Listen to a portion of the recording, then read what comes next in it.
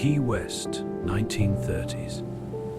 Palm trees, ocean breeze, pastel houses, and absolutely no warning labels about what was unfolding behind closed doors. Because tucked inside this tropical postcard was one of the strangest love stories American history would later reread slowly. It begins with a man who introduced himself as Count Carl von Cosel, which was either nobility or extremely committed branding. Officially, he was Carl Tanzler, radiology technician, amateur inventor, and full-time believer in destiny with no volume control.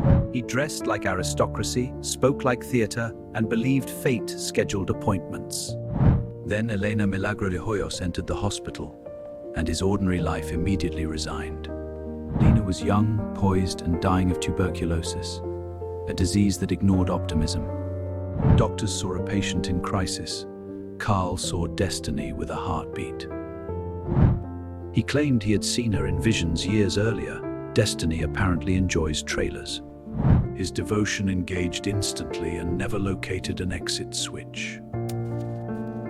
He visited often, bringing flowers, poems, and devices that hummed with untested confidence. He built electrical and mechanical treatments meant to defeat illness. Illness declined participation.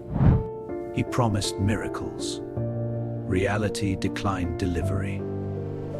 Despite relentless effort, Elena died in 1931. Carl rejected grief and began negotiating with permanence. He funded an elaborate mausoleum and filled it with candles, flowers, and nightly visits. He spoke to her, sang softly, and insisted love remained present. Romantic in literature, concerning in cemeteries. Caretakers noticed he kept longer hours than the living usually preferred. Most unusual. Then one night, devotion crossed a boundary and did not look back. He removed her from the mausoleum and brought her home. He believed death had not conquered true love, only complicated logistics. Preservation to him was continued care. He approached the task like restoration science and romantic absolutism. He applied wax layers to slow deterioration and recreate lifelike contours. He installed internal supports and structural reinforcements. Wire framework helped maintain posture and form. Glass eyes were fitted to preserve the appearance of peaceful presence. Silk wrappings and cloth layers protected fragile surfaces. Preservatives and sealing compounds reduced exposure to air and moisture. Perfumes and disinfectants were used to manage odor and decay. He replaced deteriorated elements with substitute materials where needed. His stated goal was completeness, preservation of the whole person, not merely appearance. Records later suggested he also performed intimate preservation measures to maintain anatomical form. He believed a true marital union required physical wholeness, even beyond death.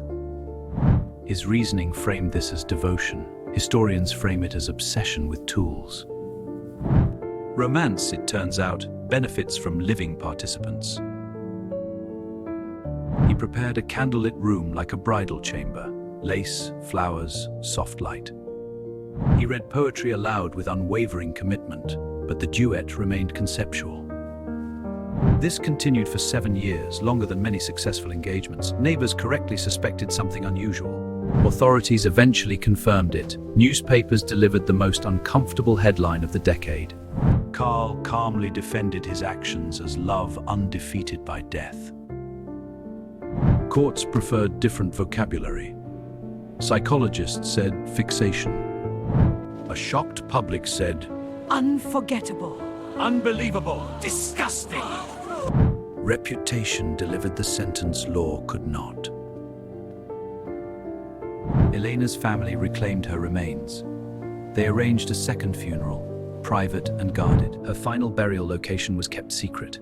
No more vigils, no more preservation, no more interruptions.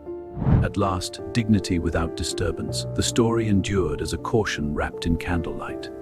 Because love is powerful and without boundaries, profoundly haunting.